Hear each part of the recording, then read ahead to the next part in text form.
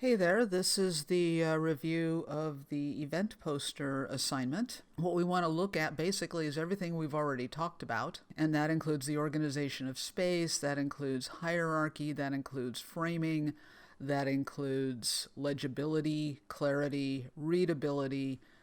Did we get the information correct? Are the specifications followed? Is this whole thing working? The event poster was about a selected designer, so you had to do some research.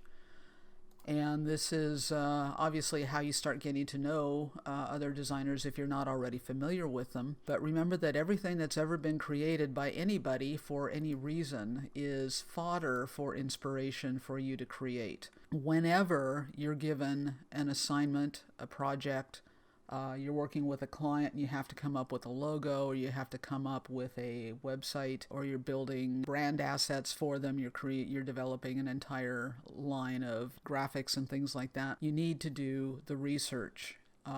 So part of your process is in the early stages. You are looking far and wide. You're collecting, you're curating, you are editing and organizing, evaluating, and then creating. So this is Jessica Hish, and she is a lettering, and she does a lot of kind of surface design along with her lettering, but mainly she's known for her lettering and typographic solutions. So this is about her. So we're looking at the color. It's fairly light. It has a slight feminine feel without being overly feminine. So there is a general appeal with this. The use of the diagonals here and carrying that through, and then having her as an opposition diagonal to what's going on here works really well. Then we're anchoring here and with this text box and with this, so that everything is helping to support this kind of diagonal wedge that's coming in. So if we were to look at this, we have this idea. So we're using some implied line. We are dividing the space comfortably so that there's a lockup with this kind of upper section with the lower section, and so this lower section is actually embracing the upper section here. That helps unify everything into a cohesive design. Think scale-wise, things work. This, because of scale, ties to this. This could be a lot smaller because it is a secondary header. Proportionally, this block of text could be a lot smaller. It is starting to compete with this simply because it is darker. You're using the direct black there. And so it's starting to compete with this in importance. This is not necessary. And I don't know if this is actually picked up from her work, but it really doesn't fit. We have this up here, which is fine, but this is kind of, it looks like it's thrown in there just to take up space. So it would seem that things could be redesigned so that we don't have that little bit of complication going on in there. Got rid of that, moved that down, and made that a little smaller.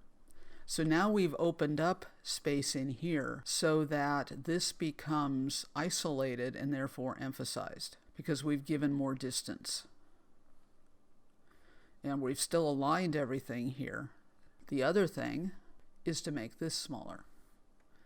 So your alignments look good. White space is your friend.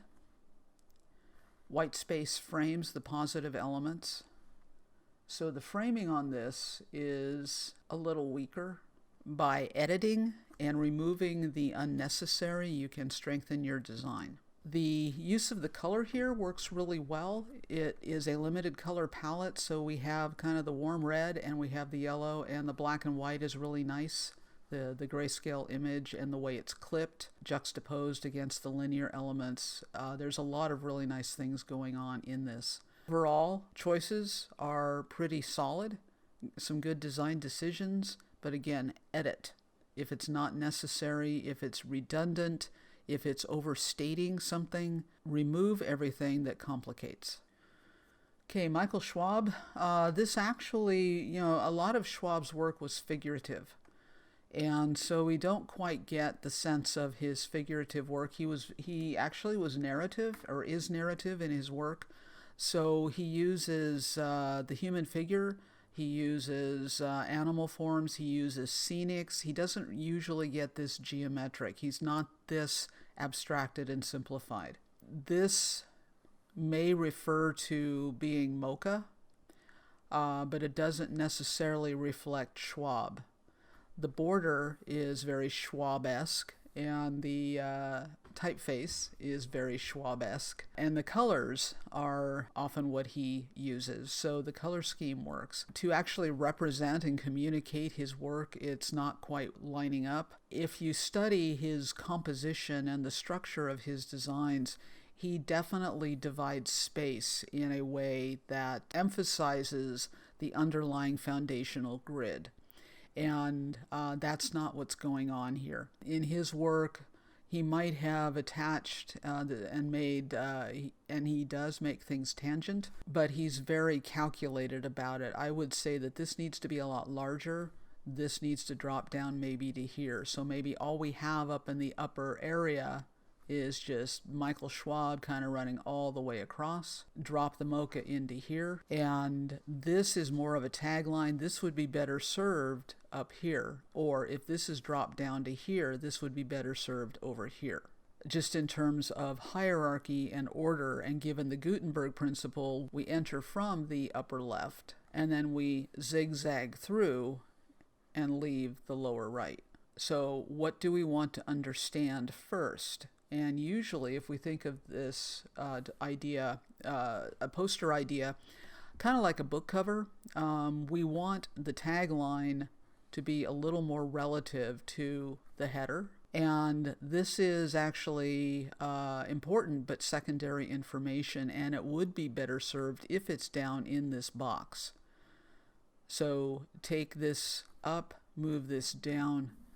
But the lack of figurative is a little bit not like Schwab. So we're kind of getting more, it's very strongly architectural. We've got a really strong receding line there. We've got this coming up. So we have a very nice division of the space.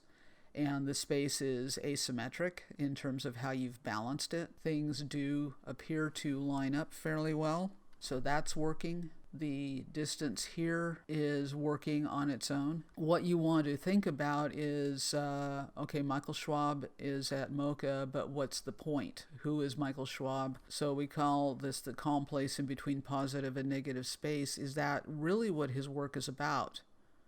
Because his influence are postcards and pictorial modernism.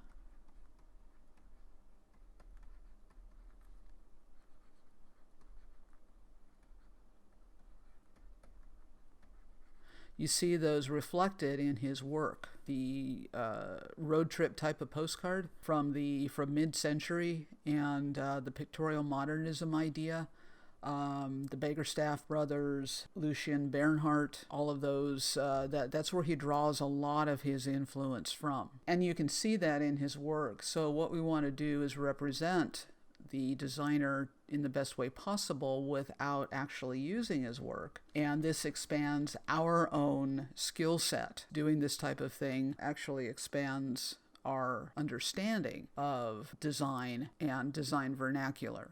Okay, this is another Schwab. Evidently he's fairly popular. We have used figure here, and we have sort of this defiant kind of movement there. And we do have Michael Schwab is the biggest thing here, so that we got this top section, and then we have this bottom section that's going on here. Overall, compositionally, we have a very active idea. Utilizing this, if you're going to do something like this, make sure it is dead on point so that things line up exactly. If we look at Schwab's work, he did use a lot of linear elements to divide space. He's very similar in some ways to David Lance Goines in that respect, but he is he does his own thing. He's much bolder than Goines and has different influences, but uses a lot of the same type of language, visual language, within his work. Less is more could be positioned a little differently. It feels like it's a little too close over here. It's a subtle difference, but it aligns more with the figure. This is spaced nicely. This is aligned nicely, and the pop of color on the AIGA logo works really well. We have a really strong sense of Schwab's work in the figure. This does feel a little bit crowded, and maybe rather than running things right up against each other like this, just kind of pull it out a little more, give it a little more space. So that we have definitive bars going on in there. It's very limited color. It is a monochromatic scheme using red, bright red with the black and the white.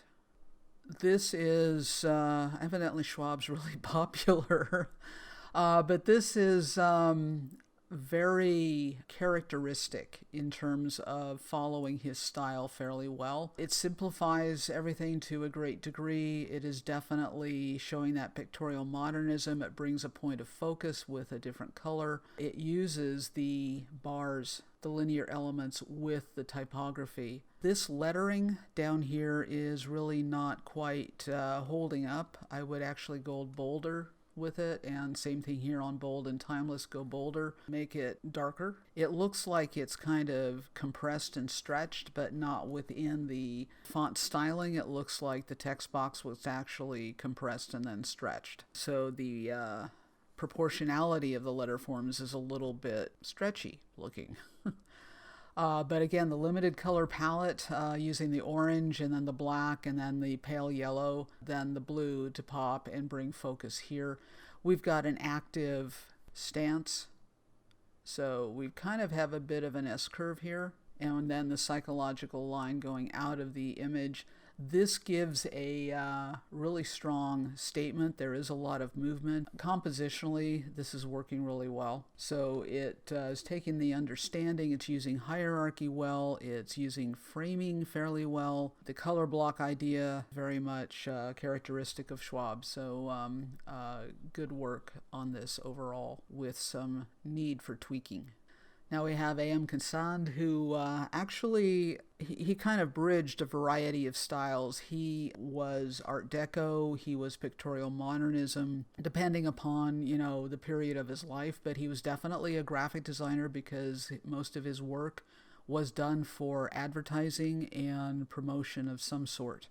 So he was designing for the purposes of visual communication. Here we have a fairly, it's fairly reflective, but definitely modern contemporary idea of the style of the linear element with the gradient color fill, a highly abstracted shape. Lightening the letter forms here works really well because we get a sense of a depth and that it's actually behind. This could probably be a little smaller. We definitely come in here and we're following the Gutenberg principle, so this is positioned where it needs to be. We're talking about Cassand, and then this is the last thing we read. And so it works in terms of flow and hierarchy and path of travel. This, though, given its placement here, it could be a lot smaller. It just seems too large visually. It's really starting to compete with this. Overall, fairly good choice. I might have pulled this over a little bit and then brought this in a little more, so we're kind of more over here. And bringing the bottle in then a little closer here, so we're actually seeing maybe more of the bottle and more of the label. There's a lot of space over here that we start to notice.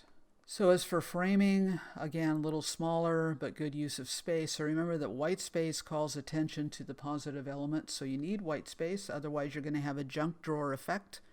And this is what a junk drawer effect looks like. And yes, this is an actual website. This guy's located in Britain, and this is his website. But you can see that this is kind of a junk drawer, but it's purposefully junk drawered.